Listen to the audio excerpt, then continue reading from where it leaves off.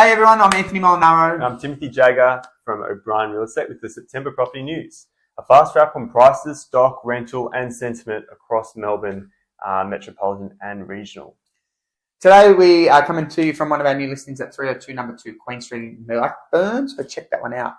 Now, Melbourne home values for dwellings rose by 0.5% in September and 0.3% for regional Victoria, according to Cotelli Home Value Index, marking the stage for a strong spring selling season. Median prices in Melbourne for dwelling types now sits at $805,850 for Metro Melbourne, just under $600,000 for regional. And nationally, prices rose 0.8%, making it the strongest monthly increase since October 2023. Here are a full wrap on the capital cities. Sydney rose 0.8% in September, with median dwellings reaching around 1.25 million. Brisbane, still one of the strongest markets. Values lifted 1.2% over the month, and the city's median value is $969,000. Adelaide dwelling values increased 0.9% in September and are up 6.2% annually, with the median sitting at $855,000. Perth, the standout performer among the larger capitals. Perth surged 1.6% in September, with median values now at $855,000. Darwin, the strongest annual growth at 12.9%, with a median of $558,000. Canberra up 0.7% in September, with a median of $885,000. Hobart is largely flat, with a median of $683,000. Whew, that was a long one. You got rid of it, which is good. I'll touch on the regional market. So combined dwellings for regional lifted by 0.7% in September and now 6.6% higher annually. So it's actually outpacing capital cities on a yearly basis. Regional Victoria saw modest growth of 0.3% for the month, but remains down 4.6% from the peak way back in May 2022.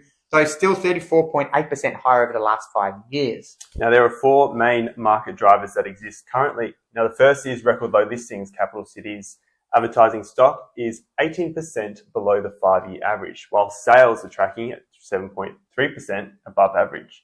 Now, number two, borrowing capacities. So following 3 rate cuts, borrowing power has actually increased 7% since February.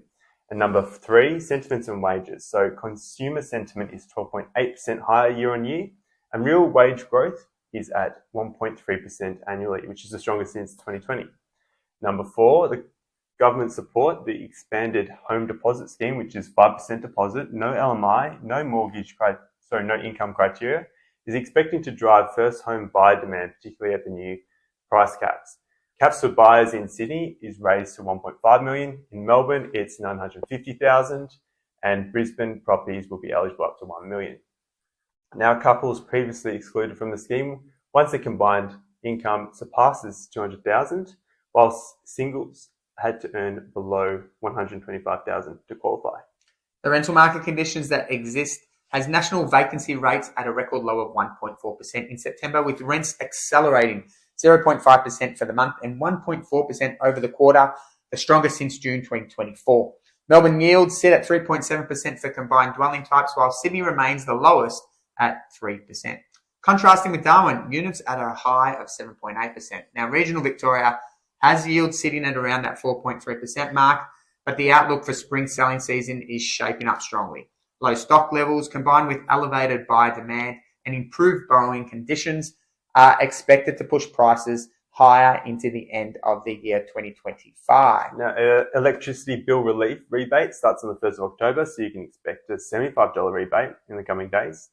Vitality wrote an interesting article on the value of energy efficiency is adding to home prices.